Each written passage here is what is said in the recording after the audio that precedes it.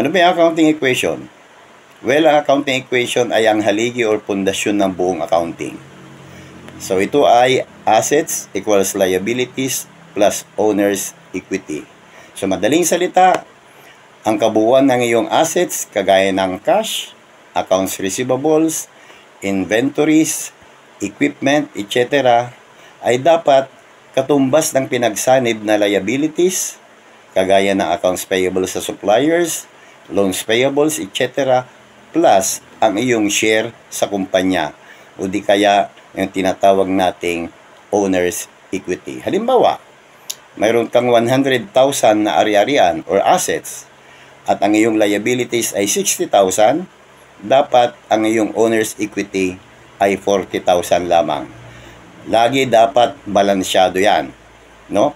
Kung balansyado siya, assets equals liabilities plus owner's equity, walang problema. Pero pag hindi balansyado, may problema. Kailangan mong balikan ang iyong records at itama ito. Mahalagang malaman natin kung ano ang accounting equation dahil ito ang basihan ng paggagawa ng tinatawag nating financial statements. Alright? So, yun lang. Lagi nating tatandaan, ang buhay ay parang accounting. Para masaya, kailangang balansehin. Okay?